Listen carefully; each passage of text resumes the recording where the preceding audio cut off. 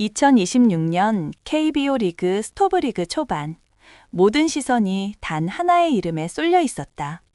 바로 리그에서 가장 꾸준하고 안정적인 퍼포먼스를 보여준 유격수 박찬호였다.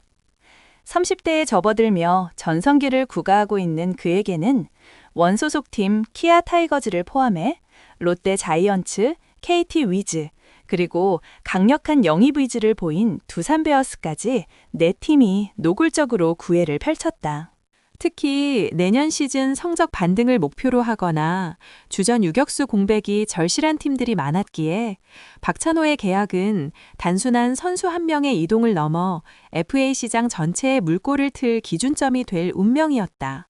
업계 관계자들은 이미 시즌 전부터 그의 가치가 이전 동갑내기 유격수 심우준이 한화와 계약한 4년 총액 50억 원을 훌쩍 뛰어넘을 것이라고 예상하고 있었다.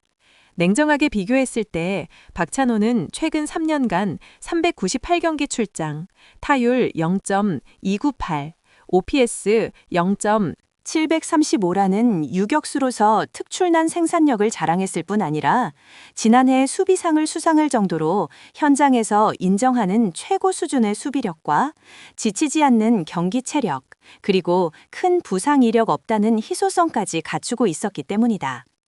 이처럼 탄탄한 가치 위에 네 팀의 치열한 경쟁이 더해지자 시장의 예상 금액은 매일같이 천정부지로 치솟았다.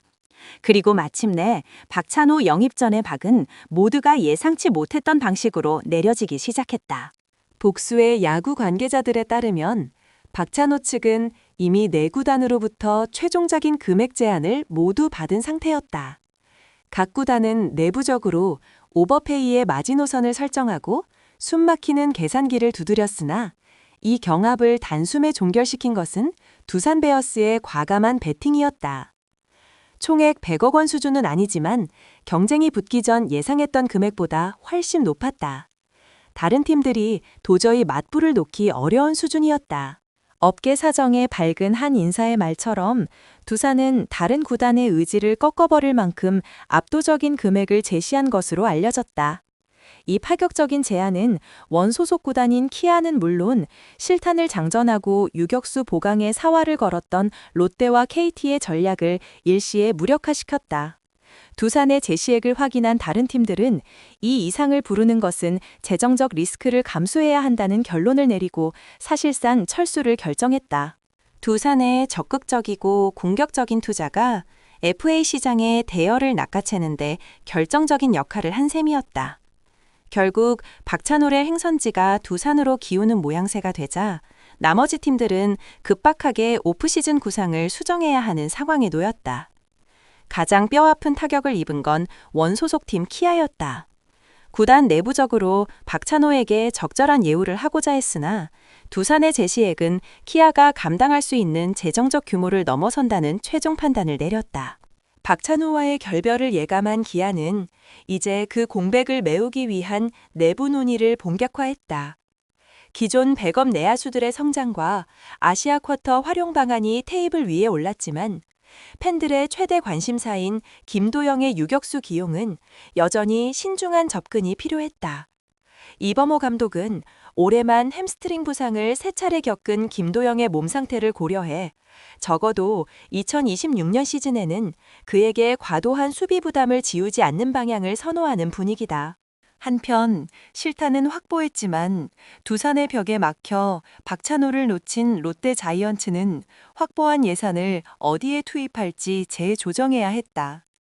14일 김태형 감독이 귀국함에 따라 이 논의가 뜨겁게 이어질 전망이다. 유격수 보강이 시급했던 KT 위즈 역시 강백호 잔류라는 또 하나의 큰 숙제가 남아있어 FA 시장 전체 전략을 다시 짜야 하는 복잡한 상황에 처했다. 박찬호의 계약이 공식화된다는 것은 단순한 한 선수의 이적을 넘어 2026년 FA 시정에 최고 유격수 기준점이 세워졌음을 의미한다.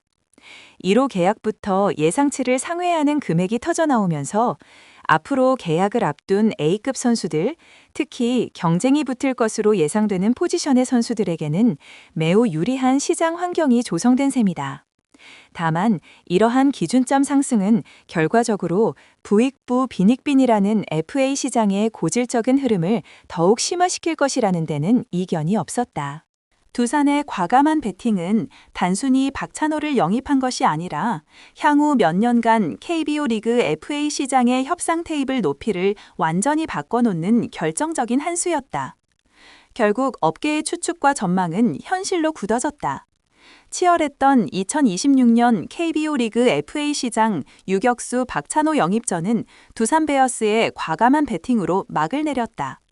박찬호는 공식 발표만을 남겨둔 채 사실상 두산 이적을 확정지었다. 원 소속 구단인 기아 타이거즈를 비롯해 롯데 자이언츠 그리고 KT 위즈 등 박찬호 영입에 강력한 의지를 보였던 모든 경쟁팀들이 두산이 제시한 금액 앞에서 결국 백기를 들고 물러섰다. 총액 100억 원의 경계선은 넘어서지 못했지만 당초 FA 시장 개막 전 업계가 예상했던 박찬호의 적정 가치를 아득히 초과하는 금액이었다는 후문이다. 경쟁 구단들 사이에서는 두산의 제시액 이상을 부르는 것은 재정적 오버페이 논란을 감수해야 하는 영역이라는 분석이 지배적이었다. 두산은 단순히 FA 한 명을 영입한 것이 아니라 향후 몇 년간 KBO 리그 FA 시장의 협상 기준선을 근본적으로 끌어올리는 압도적인 가격표를 제시하는 데 성공한 것이다. 박찬호를 잃은 팀들은 이제 급박하게 오프시전 전략을 전면 수정해야 하는 난제에 직면했다. 가장 큰 타격을 입은 것은 물론 키아였다.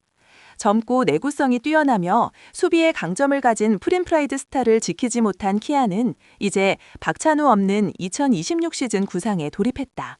현실적인 대안은 기존 백업 내야수들의 역량 강화 혹은 아시아 쿼터 제도를 활용한 외국인 유격수 영입으로 좁혀지고 있다. 특히 팬들의 최대 관심사였던 김도영의 유격수 포지션 기용은 당분간 보류될 전망이다.